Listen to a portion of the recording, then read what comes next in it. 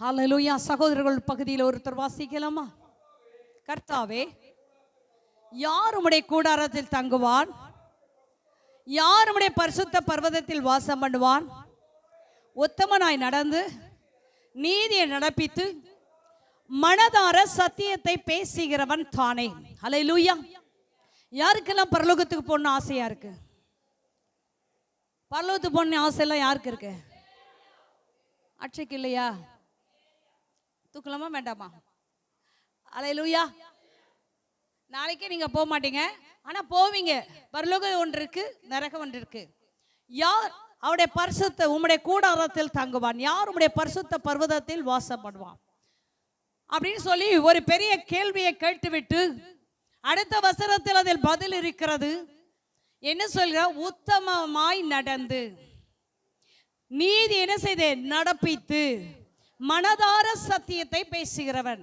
இப்ப ஒரே ஒரு காரியத்தை, 3 காரியம் இருக்கு. உத்தமமாய் நடக்க வேண்டும், நீதியை நடப்பிக்க வேண்டும், மனதார சத்தியத்தை பேசுக வேண்டும். இந்த 3 காரியத்தை செய்கிற மனுஷன் அவருடைய பரிசுத்த பர்வதத்தில் இருக்க முடியும். அதுக்கு பின்னாடி இன்னும் நிறைய நிபந்தனைகள்லாம் இருக்கு, சரிங்களா?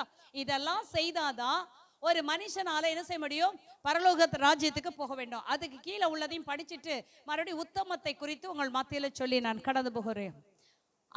இந்த நீதியை நடப்பிக்கிறவன் எப்படி இருப்பான்களா? அடுத்த வசனம், தன் நாவினால் புறங்கூறாமலும் தீங்கு செய்யாமலும் தன் அயலான் மேல் சொல்லப்படும் நிந்தையான பேச்சை எடுக்காமலும் இருக்கிறான். ஆகாதவன் அவன் பார்வைக்கு தீர்ப்பானவன், கர்த்தருக்கு பயந்தவரை கனம் பண்ணுகிறான், ஆணையிட்டு தனக்கு நஷ்டம் வந்தாலும் தவறாதிருக்கிறான், தன் பணத்தை வட்டிக்கு கொடாமலும் குற்றமில்லாதனுக்கு விரோதமாய் பரிதானம் வாங்காமலும் இருக்கிறான். இப்படி செய்கிறவன் என்றென்றைக்கும் அசைக்கப்படுவதில்லை. இவங்க தாங்க பரலோகத்துக்கு போவாங்க. யாரெல்லாம் பரலோகத்துக்கு போகணும்னு நினைக்கிறீங்களோ, இந்த காரியம் உங்களோட வாழ்க்கையில இருக்குமானால் நிச்சயமாய் பரலோகத்துக்கு போக முடியும். கேட்டதை சொல்லுகிறவன் பிராண சிநேகிதனை பிரித்து விடுகிறானா? எதை கேட்ட? நீ ஏதாவது ஒன்று காதல கேட்டியா, அதை போய் இன்னொருத்தன்ட்ட சொன்னீங்கன்னா அவங்களுடைய ஃப்ரெண்ட்ஷிப் என்ன செய்வா? பிரிச்சிருவேன். அப்படி பண்ண கூட பரலோகத்துக்கு போக முடியாது. சும்மா ஒன்றும் கிடையாது. பரலோக ராஜ்யத்துக்கு கதவை திறந்து எல்லாரும் கூட்டிட்டு போயிட மாட்டார். ஞானஸ்தானம் என்பது ஜீவ புஸ்தகத்தில் பேர் எழுதப்படுகிற ஒரு காரியம். எப்படி ஸ்கூல்ல நம்ம சேர்க்கும் பொழுது 1ஆம் வகுப்புல சேர்க்கும் பொழுது பேர் எழுதி பிள்ளையை கொண்டு போய் என்ன செய்வாங்க? என் பிள்ளை தாங்க அப்படின்னு சொல்லிட்டு அந்த பிள்ளையுடைய பேரை சொல்லி, வயதை சொல்லி, ஊரை சொல்லி, பேரை சொல்லி என்ன செய்வாங்க? அட்ரஸ் சொல்லி சேர்ப்பார்கள். அந்த பிள்ளையை சேர்த்துட்டு அதுக்கு பின்னாடி அவன் ஸ்கூலுக்கே போகல. இப்ப 2வது உடனே தூக்கி போடுவாங்களா? 3வது தூக்கி போடுவாங்களா? கிடையவே கிடையாது. அவன் அந்த 1 வருடத்தை படிக்க வேண்டும். படித்து தேர்ச்சி பெற்றால் அடுத்த வகுப்புக்கு போக முடியும். அதில் தேர்ச்சி பெற்றால் அடுத்தது போக முடியும். இப்படியே அவன் +2 முடிச்சுட்டு அப்புறம் தான் காலேஜ் போக முடியும். ஹல்லேலூயா. பரலோக ராஜ்யமும் அப்படிப்பட்டது தான். ஹல்லேலூயா. ஞானஸ்தானம் எடுத்தவங்க எல்லாரும் பரலோகத்துக்கு போக முடியாது. ஞானஸ்தானம் எடுத்த பின்னாடி தான் நிறைய நிபந்தனைகளை, காரியங்களை கை கொள்ள வேண்டும். அதில் முதல் காரியம் மாத்திரம் உங்களுக்கு சொல்லுகிறேன், உத்தமமாய் நடக்க வேண்டும். அப்படி உத்தமமாய் நடக்கும் பொழுது நாம் பரலோக ராஜ்யத்தை சுதந்தரித்துக் கொள்ள முடியும். வாசிக்கலாமா? உபாகமம் 18ஆம் அதிகாரம் 13வது வசனத்தை வாசிக்கலாம்.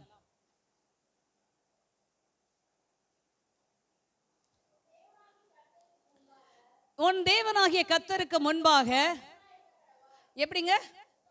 உத்தமனாய் இருக்க கடவாய். அவ்வளவுதானங்கம்மா? போதுமா? உன் தேவனாகிய கர்த்தருக்கு முன்பாக நீ எப்படிதான் இருக்கணும்? கர்த்தர் விரும்புகிறார் உத்தமனாய் இருக்க வேண்டும்.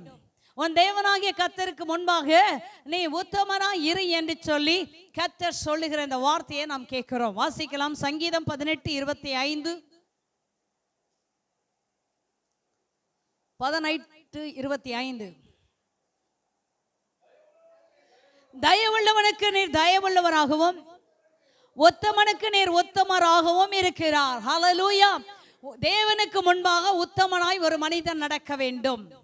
2வது, அவர் எப்படிப்பட்டவர்? உத்தமனுக்கு உத்தமனாய் கர்த்தர் இருப்பார். நீ என்ன குணத்துல இருக்கிற, எப்படிப்பட்டவனாய் இருக்கிறாயோ அதுக்கு தகுந்த மாதிரி தான் கர்த்தர் உனக்கும் வெளிப்படுவார். ஹல்லேலூயா. நீ உத்தமனாய் இருந்தால் கர்த்தர் உண்ட வாழ்க்கையில அவர் உத்தமம் உள்ளவராய் இருப்பார். இன்னொரு காரியத்தை வாசிக்கலாமா? 119வது சங்கீதம் 1வது வசனம். 119வது சங்கீதம் 1வது வசனம். தெரியும் எல்லாத்துக்கும், பார்க்காதே சொல்லும். அவ்வளவுதான். கர்த்தருடைய வேதத்தின்படி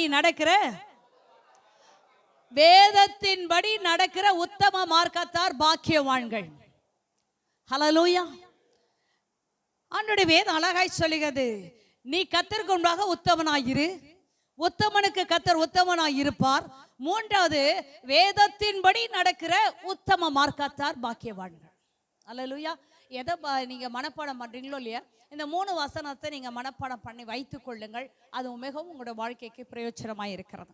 இன்னைக்கு தேவன் உத்தமர்களை குறித்து சாட்சி கொடுத்திருக்கிறார். நிறைய சாட்சி இருக்குது, ஆனா 3 பேருடைய சாட்சி சொல்றேன். ஆதியாகமம் 6ஆம் அதிகாரம் 9வது வசனம். நோவா தன் காலத்துக்குள்ளே இருந்தவர்களுக்குள்ளே அவன் எப்படிப்பட்டவனாய் இருந்தான்? நீதிமானாய், உத்தமனாய், தேவனோடு சஞ்சரிக்கிறவனாய் இருந்தான். ஹல்லேலூயா. உலகம் முழுவதும் ஒரு பெரிய பாவத்துக்குள்ளாக இருக்கிறது. அந்த உலகம் முழுவதும் பாவத்துக்குள்ளாக இருக்கும் பொழுது ஒரே ஒரு மனிதனை குறித்து கர்த்தர் சாட்சி கொடுக்கிறார். நோவா தன் காலத்தில் இருந்தவர்களுக்குள்ளே. ஹல்லேலூயா. ஆண்டவர் பார்த்து சொல்லும், இந்த மேசியா ஜெப வீட்டுக்குள்ள இருக்கிறவர்களுக்குள்ளே. உங்க பேரை சொல்லி சொல்லணும் கர்த்தர். ஹல்லேலூயா. சொன்னா எவ்வளவு சந்தோஷமா இருக்கும். ஹல்லேலூயா சொல்லணும். அவன் உத்தமனாய் இருக்கிறான். ஹல்லேலூயா. அவன் நீதிமான், தேவனோடு சஞ்சரிக்கிறான். இன்னொரு மனுஷனை குறித்து யோபு 1ஆம் அதிகாரம் 1வது வசனம் சொல்லுது, ஊத் என்ற தேசத்திலே ஒரு மனுஷன் இருக்கிறான். அவன் யார்? யோபு. அவன் உத்தமன், சன்மார்க்கன், தேவனுக்கு பயந்தவனும். அடுத்தது அவன் இன்னும் அதிகமா இருக்கிறான். ஹல்லேலூயா. அவன் நீதிமான், உத்தமன், தேவனுக்கு பயந்து பொல்லாப்புகளை, இது செய்தா பொல்லாப்பு வேண்டாம் என்று சொல்லி விலகுற ஒரு மனிதனாய் இருந்தான். ஹல்லேலூயா. எஸ்ரா 7ஆம் அதிகாரம் 12வது வசனம். எஸ்ரா அவன் பார்க்கிறான். எஸ்ரா புஸ்தகம் 7ஆம் அதிகாரம் 12வது வசனம் வாசிக்கலாமா? ராஜாதி ராஜாவாகிய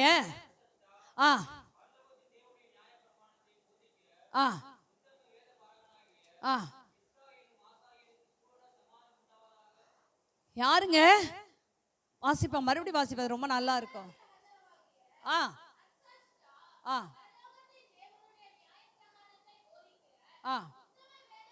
உத்தம வேத பாரகனாகிய எஸ்ரா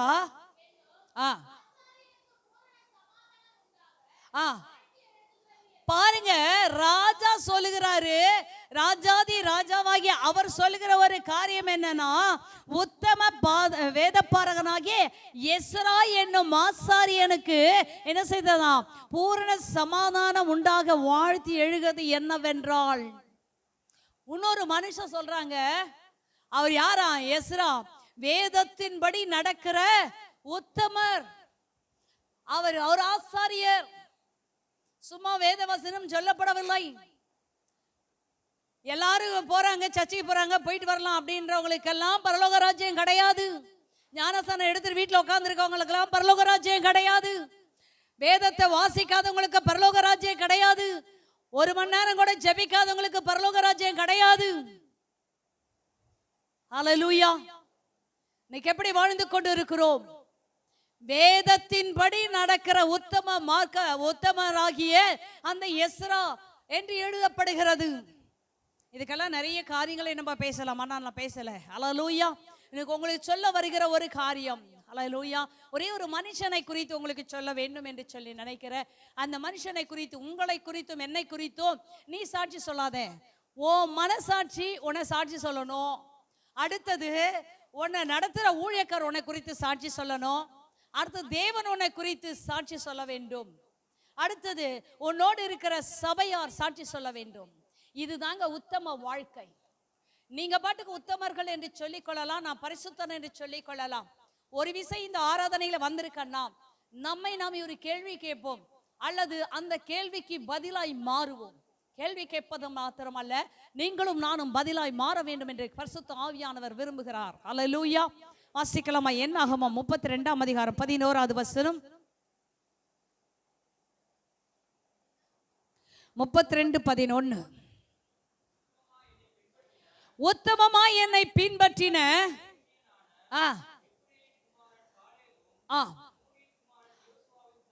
யோசுவாவை தவிர 20 வயது முதல் அதற்கு மேற்பட்ட மனிதர்களில் உத்தமமாய் என்னை பின்பற்றாதபடியால்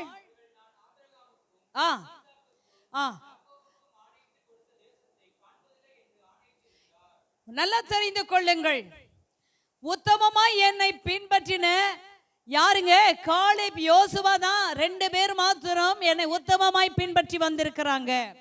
அவர்களை தவிர எகிப்தில் இருந்து வந்தவர்களில் 20 வயதுக்கு முதல் அதற்கு மேற்பட்ட மனிதர்களில் ஒருவரும் என்னை உத்தமமாய் பின்பற்றாதபடியால், அதுதான் முக்கியம், பின்பற்றாதபடியால் ஆபிரகாம், ஈசாக்கு, யாக்கோப்புக்கு ஆணையிட்டு கொடுத்த அந்த தேசத்தை என்ன செய்யல, அவங்க காண்பதை இல்லை என்று கர்த்தர் ஆணையிடுகிறார். அல்லேலூயா. பெரிய காரியம் இல்லைங்க. 20 வயது அதுக்கு மேற்பட்டவர்கள் எல்லாருமே என்ன செய்யலையா? எகிப்திலிருந்து புறப்படல 20 வயசு இருந்தவன் அதுக்கு மேல இருந்தவர்கள் யாருமே என்ன செய்யவில்லை, அவர்கள் உத்தமமாய் பின்பற்றி வரவில்லை என்று இங்க ஆண்டவர் சொல்லுகிறார். இந்த 2 மனிதரை தவிர்த்து வேற யாரும் சொல்ல. அல்லேலூயா. இப்ப நம்மளை எல்லாம் ஆண்டவர் கொண்டாக்க கொண்டு நிப்பாட்டுனா எத்தனை பேர் நாம் தேர்வோம் அல்லது தேராத போவோம்? அது பரிசுத்த ஆவியானவர் கொண்டு தான் தெரியும். 20 வயதுக்கு மேற்பட்டவர்கள் எல்லாருமே ஆண்டு சொல்லிட்ட ஒருத்தங்க கூட என்னை உத்தமமாய் பின்பற்ற. பெரிய ஆச்சரியமான காரியம் இல்லை. 6 லட்சம் புருஷர்கள் புறப்பட்டார்கள். அதுல 2 பேர் மாத்திரம் அவர் உத்தமமாய் பின்பற்றார். ஆண்டு சொல்லுகிற ஒரு காரியம், ஆபிரகாம், ஈசாக்கு, யாக்கோப்பு என்பவர்களுக்கு நான் ஆணையிட்டு கொடுத்த அந்த தேசத்தை அவர்கள் காண்பது இல்லை. இதுதான் பயங்கரமான ஒரு காரியம். அவர்கள் காண்பது இல்லை என்று ஆண்டவர் சொல்லுகிறார். ஏன் அப்படின்னு சொல்லி நீங்க பாத்தீங்கன்னா, முதல்ல எடுத்த உடனே அவங்க முறுமுறுப்பு எங்க இருந்தது? செங்கடல்கிட்ட வராங்க. செங்கல்கிட்ட வந்த உடனே முறுமுறுக்கிறாங்க.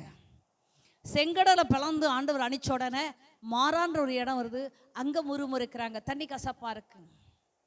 அங்க இருந்து கொஞ்சம் தூரம் போறாங்க. அவங்களோட வாழ்க்கையில என்ன இல்லை, சாப்பாடு கொண்டு போனதெல்லாம் செலவாயிடுச்சு. இப்ப சாப்பாடு இல்லைன்னு ஒரு முறுமுறுப்பு. அப்புறம் கொஞ்ச நாள் போறாங்க, அவர்கள் என்ன செய்யலைங்க, கறி சாப்பிடலன்னு முறுமுறுப்பு. இன்னைக்கெல்லாம் கறி சாப்பிடாத நம்மளால இருக்கவே முடியாதுங்க. அந்த அளவுக்கு கறி மேல ஒரு வெறி ஆயிடுச்சு. கறி மேல எப்படி இருக்கு? வெறி ஆயிட்டோம் நம்மளாம். எதையாவது ஒரு நாயை கூட அடிச்சா கூட பரவாயில்ல. இன்னைக்கு தீபாவளிக்கு அவன் ஆட்டுக்கறி வச்சிருக்கானா நாய்க்கறி வச்சிருக்கானா உனக்கு ஒன்றும் தெரியாது. வாலில் கொஞ்சோண்டு என்ன செய்யணும், ஆட்டு தோலை அறுத்து மாட்டிட்டானா நீ அது ஆட்டுக்கறின்னு தான் வாங்கிட்டு வருவீங்க. ஒன்றும் பண்ண முடியாது. 1000 ரூபா போட்டு நாய்க்கறி வாங்கிட்டு வந்து சாப்பிட போறாங்க தீபாவளி அப்ப. அல்லேலூயா. அவ்வளவு வெறி. இந்த ஜனங்களுக்கு கூட அப்படிதான். இப்படி 10 முறை என்ன செய்யறாங்க, ஆண்டவரை சோதித்தார்கள், ஆண்டவரை முறுமுறித்தார்கள். அது ஆண்டவர் சொல்லிட்டாரு, இவன் 10 முறை என்ன செய்ட்டான். நம்மளையெல்லாம் கணக்கு போட்டா எவ்வளவு முறுமுறுப்புங்க. ஐயோ, ஒவ்வொரு காரியத்துக்கும் ஒவ்வொரு முறுமுறுப்புகள். போமா போக மாட்டோமா, ஐயோ பயமா இருக்குது, அதை நீங்க என்ன செய்யுங்க, மாற்றிக்கொள்ளுங்கள். ஹல்லேலூயா. அடுத்த ஒரு காரியத்தை இந்த நாளிலே நாம் பார்க்க போகிறோம். ஒரே ஒரு காரியத்தை ஒரு மனுஷனை சொல்லி சீக்கிரம் முடிக்க போகிறேன். சரிங்களா? மழைலாம் வருது இல்லை, அதனால சீக்கிரம் போயிடுங்கப்பா. வாசிப்போம். யோசுவா 14ஆம் அதிகாரம்.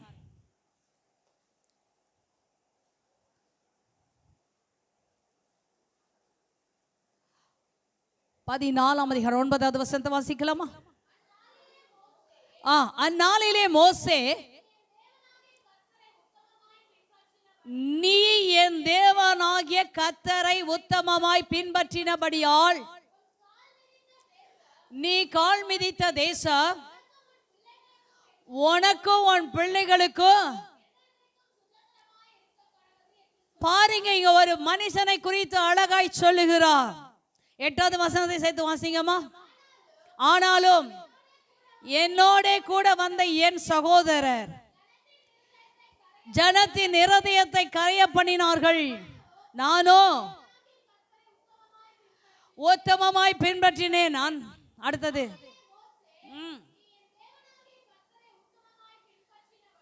உத்தமமாய் பின்பற்றினபடியினால் உன் கால் மிதித்த தேசம் உனக்கும் உன் பிள்ளைகளுக்கும். முதல்ல ஒரு காரியம் 8வது வசனத்துல பார்க்கிறோம். அங்க பார்க்கிற காரியம் என்ன என்று சொன்னால், என்னோட கூட வந்த என் ஜனங்கள், என் சகோதரர்கள், அவர்கள் மத்தியில நானோ கர்த்தரை உத்தமமாய் பின்பற்றி வந்தேன் என்று சொல்லி அவர் என்ன செய்றார்? காலேப் சொல்லுகிற ஒரு காரியத்தை பார்க்க முடிகிறது. ஹல்லேலூயா. இன்னைக்கு எத்தனை பேர் சொல்ல முடியும், ஆண்டவரை நான் உத்தமமாய் பின்பற்றி வருகிறேன், நான் உத்தமமாய் கர்த்தரை ஆராதிக்கிறேன்? ஹல்லேலூயா. ஞானஸ்நானம் எடுத்து நீ கர்த்தரை விட்டு வெளியே போனீனா சாவடி அடிப்பார். நீ நினைச்சிட்டீரா உன் கைட்டு சரி எல்லா வேலையும் ஆசீர்வதிப்பாரு? ஆசீர்வதிக்க மாட்டார். உபாகமம் 28ஆம் அதிகாரத்தை நல்ல ஒரு கிறிஸ்தவர்கள் மனப்பாடம் பண்ணிக்கொள்ளுங்க, அடிக்கடி எடுத்து படித்து பாருங்கள். உபாகமம் 28ஆம் அதிகாரத்தை படித்து பாருங்கள். 14 வசனம் வரைக்கும் ஆசீர்வாதம் உள்ள வார்த்தையா இருக்கும். அந்த அதிகாரம் முடிகிற வரைக்கும் சாபமாய் இருக்கும்.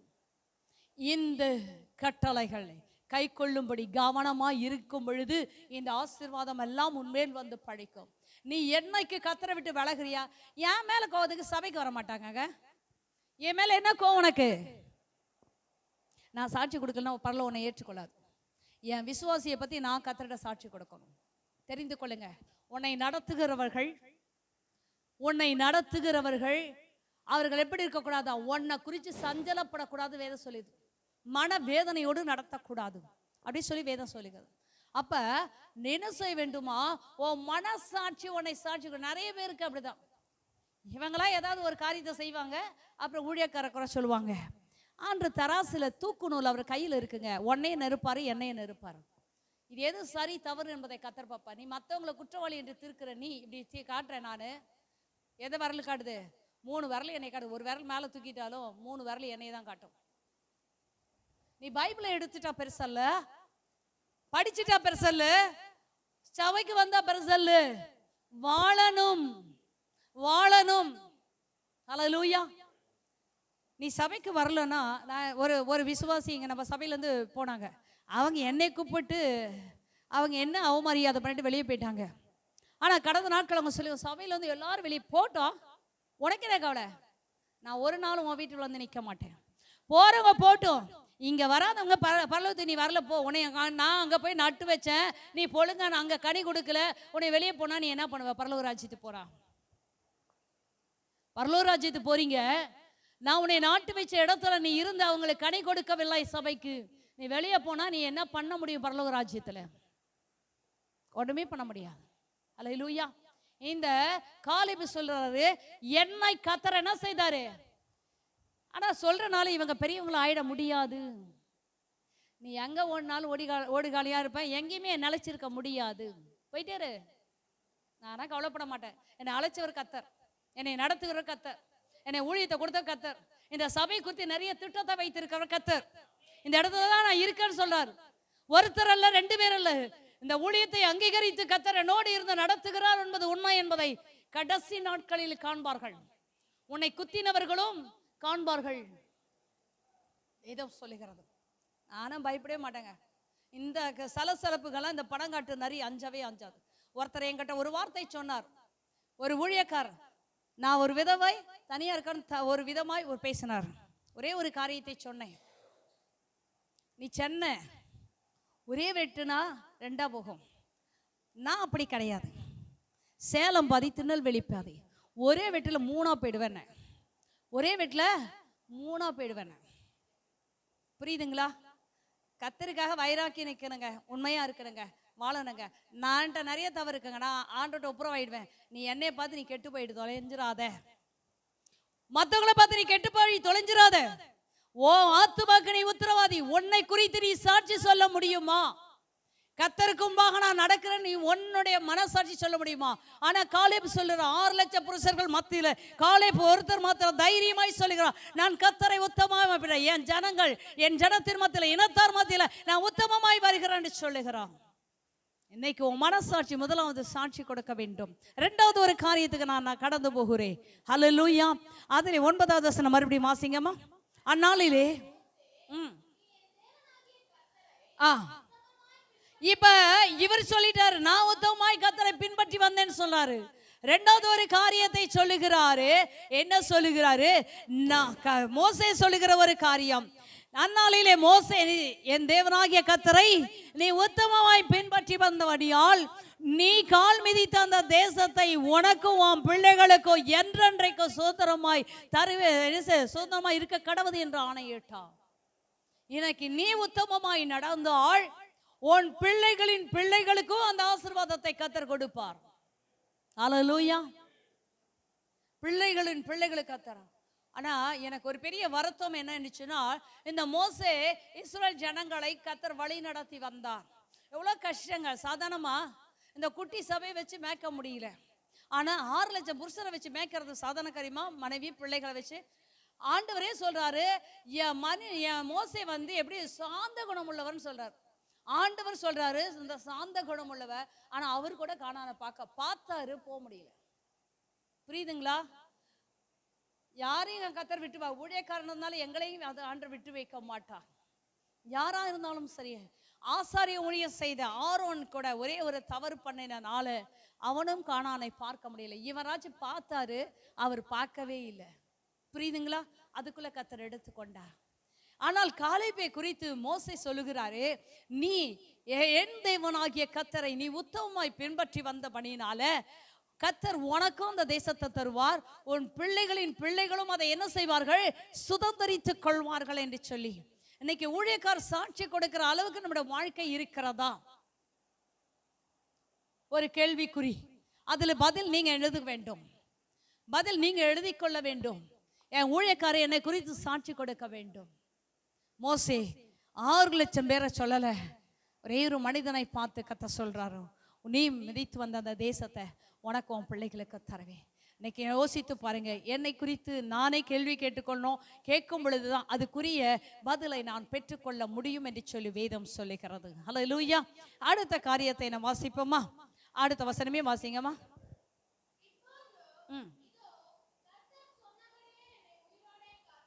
கர்த்தர் சொன்னபடி என்னை உயிரோட காத்தா.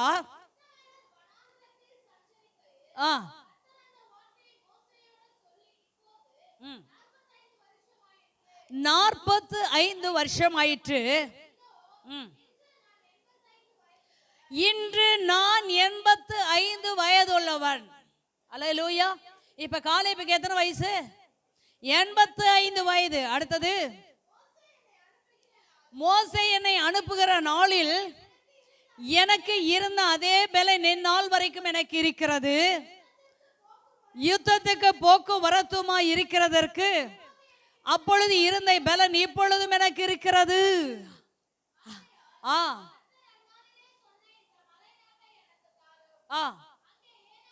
அங்க ஏனாக்கியரும் அந்நாளிலே கேள்விப்பட்டீரே, கர்த்தர் சொன்னபடி. பாருங்க, மறுபடியும் அவர்களுடைய வாழ்க்கையில் ஒரு பெரிய விசுவாசம். அல்லேலூயா. கர்த்தர் மோசே சொல்லி இப்பொழுது எத்தனை வருஷம் ஆயிடுச்சு? 45 வருஷம் ஆயிடுச்சு. ஆனா இப்ப எனக்கு எத்தனை வயசுன்னு சொல்றாரு? 85 வயசு. ஆனா 85 வயசுலும் அவர் எப்படி சொல்றாரு? ஒரு யுத்த வீரனா இருக்கிறார். நான் இன்னைக்கும் என்ன செய்ய, யுத்தத்துக்கு போக்குவரத்துமா தான் இருக்கிறேன். இப்ப ஒன்றும் பிரச்சனை இல்லை. ஏன் என்று சொன்னால் அந்த மலை நாட்டை எனக்கு தாங்க. அந்த மலை நாட்டில் யாரெல்லாம் இருக்கிறாங்க? 2 ஜாதிகள் இருக்கிறார்கள். ஏனாக்கியர் இருக்கிறார்கள். அரணிப்பான அந்த நகரம், பெரிய பட்டணம். அதை நானே போய் சண்டை போட்டு அந்த பட்டணத்தை என்ன செய்வேன்? எடுத்துக்கொள்ளுவேன். அல்லேலூயா. இன்னைக்கும் பரலோக ராஜ்யத்தை நாம் சுதந்திரிக்க வேண்டுமானால் உன்னைய மனசாட்சி சாட்சி சொல்ல வேண்டும். 2வது ஊழியக்காரர் சாட்சி சொல்ல வேண்டும். 3வது காரியம், நான் போய் அந்த தேசத்தை சுதந்திரித்துக் கொள்ள வேண்டும். அல்லேலூயா. நான் போனாதாங்க யுத்தம் பண்ணி நீ எனக்கு கொடுக்குற அந்த இடத்த நான் போய் சண்டை பண்ணி தெரிஞ்சுக்கிறேன். எனக்கு எத்தனை பேர் சொல்ல முடியும்?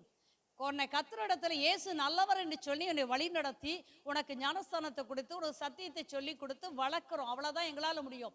மற்ற எல்லா காரியத்தையும் நீ தான் செய்ய வேண்டும். பரலோக ராஜ்யத்துக்குரிய காரியங்களை நீங்க தான் தேட வேண்டும். நீங்க தான் அதுக்குரிய யுத்தங்களை பண்ண வேண்டும். இன்னைக்கும் பிசாசை கெர்ச்சிக்கிற சிங்கம் போல எவனை விழுங்கலாம் என்று வகை தேடி சுற்றி கொண்டிருக்கிறான். நீங்க அந்த வலைக்குள்ள போயிடாதீங்க.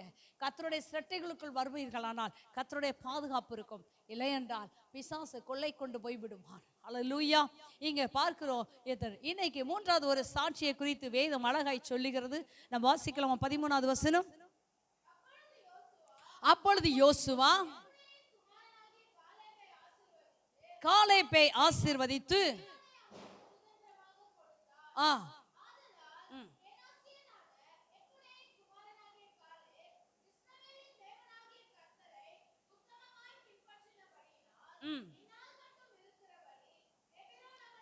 எபிரோன் அவனுக்கு சுதந்திரம் ஆயிடுச்சு.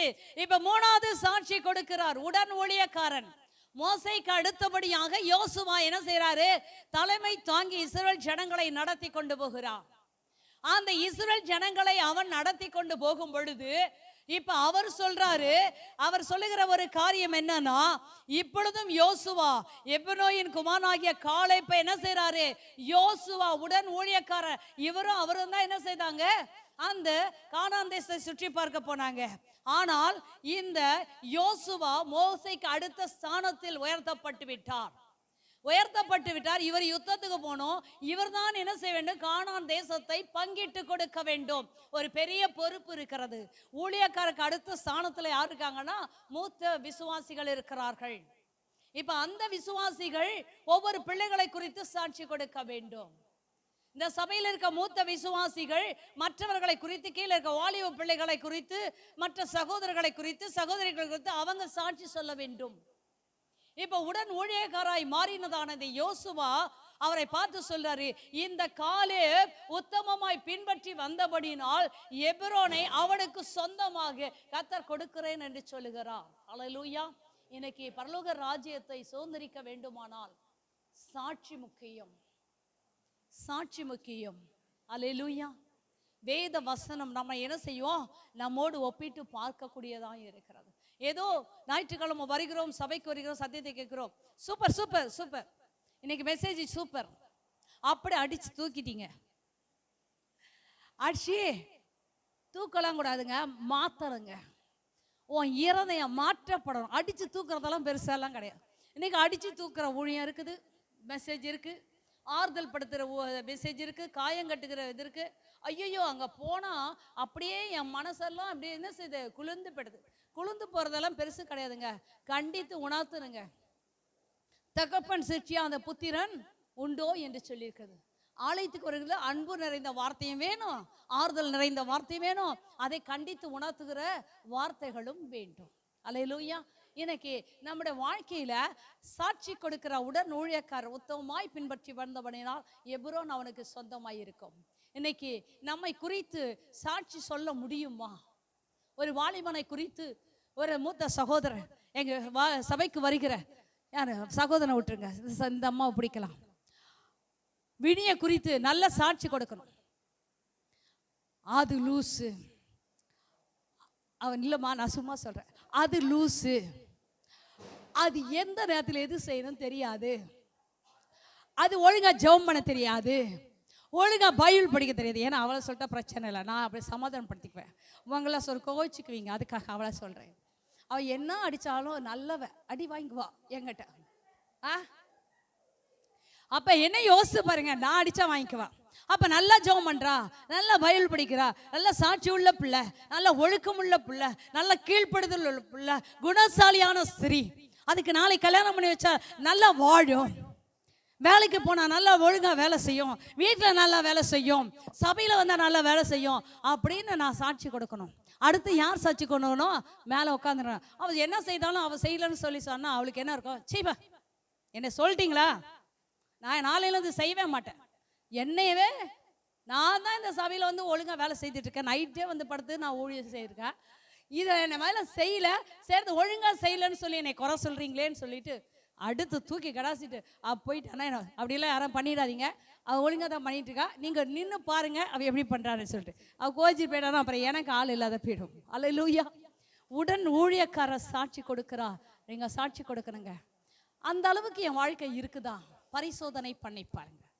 நாலாவது ஒரு சாட்சி சொல்லி நம்ம முடிக்க போகிறோம். அதே வசனத்துல வாசிக்கலாமா?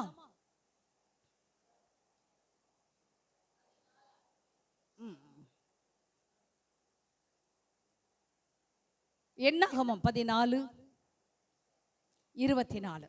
சாரி, என்னாகமம்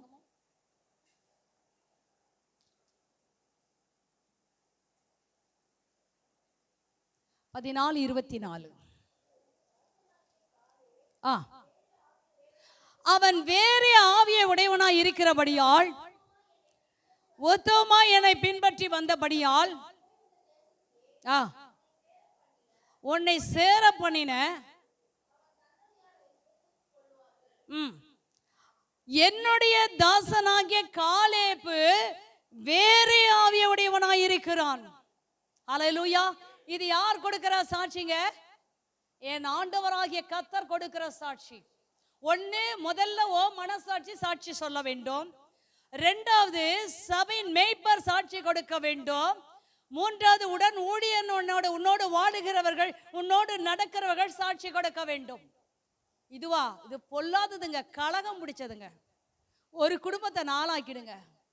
இது அப்படியே நவாத என்ன செய்யணும்? வீடு கொளுத்திட்டு வந்துருங்க. இப்படிலாம் பேர் வாங்கிட்டா பரலோக ராஜ்யத்தில் உன்னையெல்லாம் லாக்கியே படாது. பரலோக ராஜ்யத்தை கொளுத்தி விட்டீங்கன்னா என்ன பண்ணுவார் அவர்? வேண்டாம், நீ இங்கே இரு, இது இங்கே செய்கிறதா அங்கே போய் செய்யும். இதெல்லாம் அப்படியே வேண்டாம் வேண்டாம் தள்ளிடுவார். இப்போ கர்த்தர் அழகாய் சொல்லுகிறாரு, என்னுடைய தாசனாகிய காலேப்பு வேற ஆவியை உடையவன். என்ன ஆவிங்க இருக்கு? அல்லேலூயா. நிறைய படிங்கம்மா, படிங்க, நீங்களே படிங்க. நான் வேற ஏதாவது சொல்லிட போறேன், நீங்க படிங்க. அது என்ன ஆவி? வேற ஆவி உடையவன், வேற ஆவி. இன்னைக்கு எத்தனை ஆவி இருக்கு? எத்தனை ஆவி இருக்கு சொல்லுங்க. ஐயோ, ஒண்ணும் தெரியாத மாதிரி எல்லாம் முழிக்காதீங்க, சொல்லுங்க. முதல்ல என்ன ஆவி இருக்கு? பயங்கர பரிசுத்தமானுங்க பாருங்க. பரிசுத்த ஆவி இருக்கு. அடுத்தது தூக்கத்தின் ஆவி இருக்கு. அதை சொல்லுங்க. உங்கள்கிட்ட இருக்கா சொல்லுங்க. அங்க பரலோகத்துல இருந்து வர ஆவி நான் சொல்லாதீங்க, நான் இருக்க ஆவியை சொல்லுங்க. முதல்ல என்ன ஆவி? தூக்கத்தின் ஆவி. அப்புறம் என்ன ஆவி? பொய்யின் ஆவி. அப்புறம் சோம்பேறியின் ஆவி, கலகத்தின் ஆவி.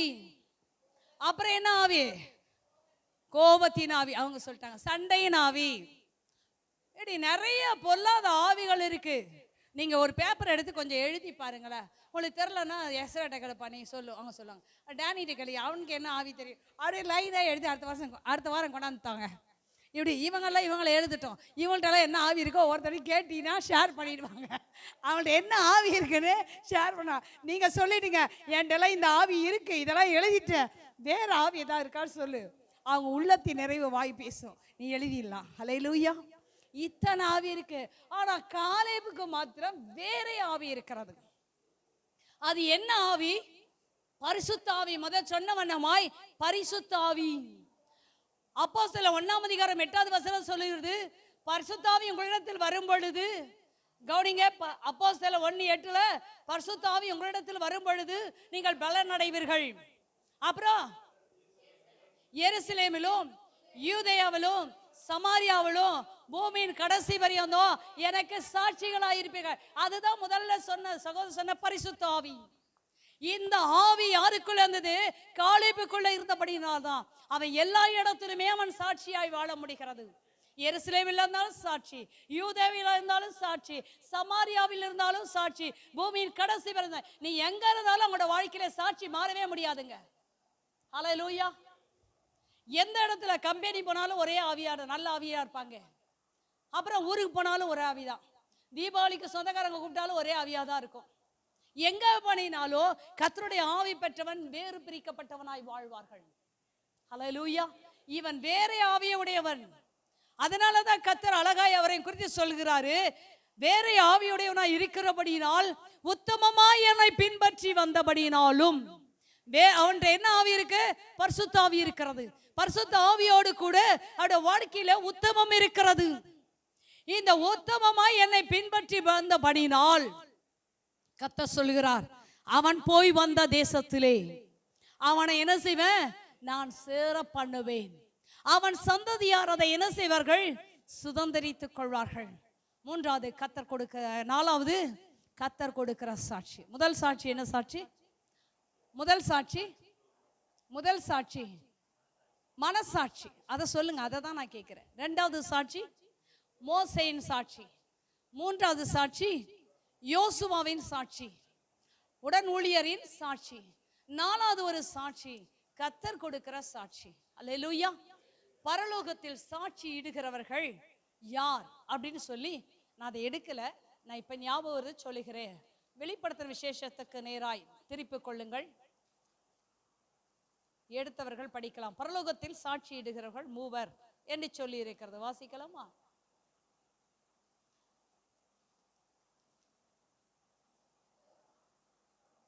என்னம்மா?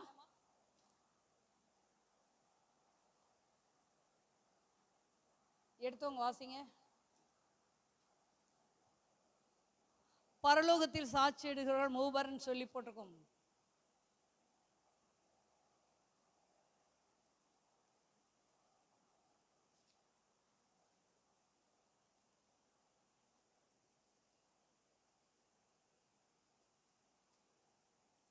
சீக்கிரமா.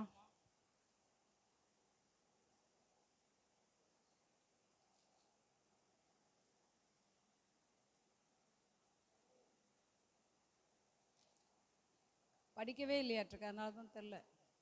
உடனே சொல்லுங்க. நீங்களே படிச்சீங்க, உங்களுக்கே தெரியல.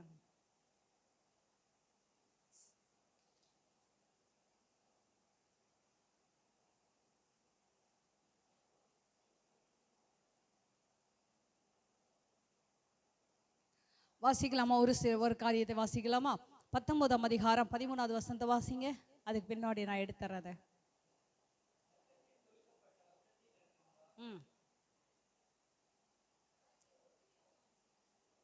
ஒன்னியோவான்ல இருக்கா?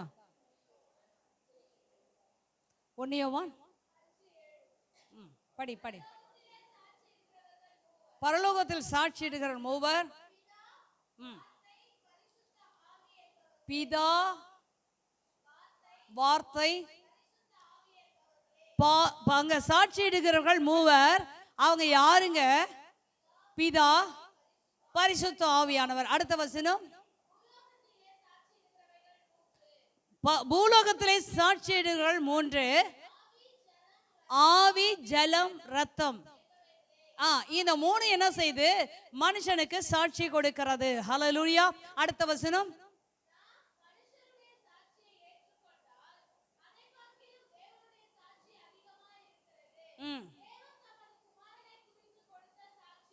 பாருங்க, நாம நம்ம குறித்து சாட்சி கொடுக்கிறதை காட்டிலும் தேவன் கொடுக்கிற சாட்சி பெருசா இருக்கும்.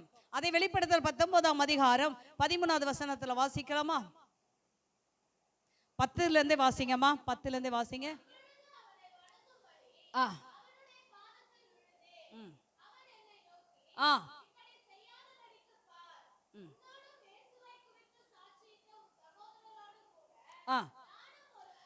நானும் ஒரு ஊழியக்காரன், தேவனை தொழுது கொள், தீர்க்க தரிசனத்தின் ஆவியா இருக்கு என்றான். பரலோகம் திறக்க கண்டேன். அதன் மேல் உண்மையும் சத்தியம் உள்ளவர் எனப்பட்டவர் நீதியாய் நியாயம் தீர்த்து யுத்தம் பண்ணுவார். அவருடைய கண்கள் அக்கினி ஜுவாலை போன்றது. அவருடைய சிரசு மேல் அநேக கிரீடங்கள் இருந்தன. அவருக்கே அன்றி வேறு ஒருக்கும் தெரியாத ஒரு நாமம் எழுதியிருந்தது. இரத்தத்தில் தோய்க்கப்பட்ட வஸ்திரத்தை தரித்திருந்தார். அவருடைய நாமம் தேவனுடையது என்பதே. அடுத்த வசனம். மெல்லிய வஸ்திரம் தரித்தவர்களாய். பாருங்க, இன்னைக்கு கர்த்தருடைய என்ன சொல்லுகிறது? ஆண்டவர் வெண்மையும், பரலோகத்தில் சேனைகளின் கர்த்தர் என்ன சொல்றார்? வெண்மையும் சுத்தமான மெல்லிய வஸ்திரம் தரித்தவர்கள். அல்லேலூயா. நிறைய காரியங்கள் உண்டு. ஆண்டவருடைய பெரிதான கிருபையினால நம்மை குறித்து சாட்சி கொடுக்க வேண்டும். உன்னுடைய ஆவி, உன்னுடைய ஆத்துமா, உன்னுடைய ரத்தம் உன்னை குறித்து சாட்சி கொடுக்கும் என்று சொல்லியிருக்கிறது. அல்லேலூயா. இப்போ ஒரு மனுஷனை எழுந்து நிற்க சொன்னா அவன் கத்தருக்கு முன்பாக நிற்பான். அவனுடைய ஆவி முதலாவது சாட்சி கொடுக்கும். நீங்க சொல்ல முடியாது. உன்னுடைய ஆவி, உன்னுடைய ஆத்துமா, உன்னுடைய சரீரம் ஆண்டவருக்கு முன்பாக சாட்சி கொடுக்கும். அப்ப யாருமே இல்லை, உனக்கு விரோதி யார் தான்? உன் ஆவி, உன் ஆத்துமா, உன் சரீரம் சாட்சியா இருக்கும். அல்லேலூயா. அடுத்தது பரலோகத்தில் சாட்சியிடுகிறவர்கள் மூவர்: பிதா, குமாரன், பரிசுத்த ஆவியானவர். அப்ப பிதாவின் நாட்கள்ல இருந்தவர்களை குறித்து பிதா சாட்சி கொடுப்பார். புரியுதுங்களா? குமாரனாகிய இயேசு கிறிஸ்துவின் நாட்களிலே வாழ்ந்து கொண்டிருக்கிறவர்களுக்கு அவர் சாட்சி கொடுப்பார். பரிசுத்த ஆவியானவரை பெற்று வாழ்ந்து கொண்டிருக்கிற நம்முடைய நாட்களிலே பரிசுத்த ஆவியானவர் நம்மை குறித்து சாட்சி கொடுப்பார். அல்லேலூயா. இன்னைக்கு நம்முடைய சாட்சி எப்படி இருக்க வேண்டும்? அல்லேலூயா. வேதம் அழகாய் சொல்லுது, யார் அவருடைய பர்வதத்தில் தங்குவான், யார் அவருடைய பரிசுத்த பர்வதத்தில் வாசம் பண்ணுவான்? உத்தமனாய் நடந்து நீதியை நடப்பித்து மனதார சத்தியத்தை பேசுகிறவன் தானே என்று சொல்லியிருக்குது. அவர்கள் தான் பரலோக ராஜ்யத்தை சுதந்திரிக்க. அன்றைக்கு அவன் மிதித்து வந்த தேசத்தை அவனும் அவன் சந்ததிகளும் சுதந்திரித்து கொண்டார். இன்னைக்கு நாம் கேட்டுக்கொண்டிருக்கிறோமே, காதால் கேட்டுக்கொண்டுமே, அந்த பரலோக ராஜ்யத்தில் நீங்களும் நானும் பிரவேசிக்க வேண்டுமானால் நாம் உத்தமராய் நடக்கும் பொழுது கர்த்தர் நம்மை குறித்து சாட்சி கொடுக்கிறார்ப்பா. இங்க ஓடி முடிச்சிடலாம், அதுக்கு பின்பாக பரலோக ராஜ்யத்தில் நம்மை குறித்து கர்த்தர் சாட்சி கொடுக்கிறவராயிருப்பார். சில வேளையில் கர்த்தர் என்னதான் நம்மளோட பேசினாலும் இடைப்பட்டாலும் நாம் என்ன செய்வோம்? நம்முடைய இருதயத்தை கடினப்படுத்துவோம். ஆண்டவருடைய வேதம் சொல்லுது, நீ உன்னை என்னதான் நீ என்ன செய்த, நான் கடிந்து கொண்டாலும், அடிக்கடி கடிந்து கொண்டாலும் உன் பிடரியை கடினப்படுத்தினால் சடுதியிலே சகாயமின்றி நாசமடைவாய் என்று வேதம் சொல்லுகிறது. ஹல்லேலூயா. சத்தியம் சத்தியம் தாங்க. நம்முடைய வாழ்க்கையை மாற்றிக்கொள்வோம். கர்த்தர் நம்மை ஆசீர்வதிப்பாராக. கண்களை மூடி தேவ சமூகத்தில் ஜெபிப்போம். ஹல்லேலூயா. ஸ்தோத்திரிக்கிறோம் ஆண்டவரே, மனந்தியோடு துதிக்கிறோம். எல்லாரும் சொல்லுங்க, மனசாட்சி சாட்சி கொடுக்க வேண்டும், மோசே சாட்சி கொடுக்க வேண்டும், உடன் ஊழியர் சாட்சி கொடுக்க வேண்டும், தெய்வன் சாட்சி கொடுக்க வேண்டும். ஹல்லேலூயா. நம்மை குறித்து எது சாட்சி கொடுக்க போகிறது? ஹல்லேலூயா. நன்றியோடு துதிக்கிற யாமை ஸ்தோத்திரம் ஸ்தோத்திரம் ஸ்தோத்திரம் ஸ்தோத்திரம். ஆண்டவரே நன்றியோடு துதிக்கிறோம். எல்லாம் முடிந்தவர்கள் முழங்கால் படிடுங்க. ஹல்லேலூயா. முடியாதவங்க எழுந்து நின்று கொள்ளுங்க. முடிந்தவர்கள் முழங்கால் படிங்க. உங்களை குறித்து இன்னைக்கு இந்த 4 சாட்சி, என்னை குறித்து கர்த்தர் என்ன சாட்சி சொல்லுவான்? அல்லேலூயா. இதை நாம் யோசிப்போம், நாமே தற்பரிசோதனை செய்து கொள்வோம். அல்லேலூயா. நன்றியோடு துதிக்கிற ஐயா சோத்திரம் சோத்திரம் சோத்திரம் சோத்திரம் சோத்திரம் சோத்திரம். அல்லேலூயா. அல்லேலூயா.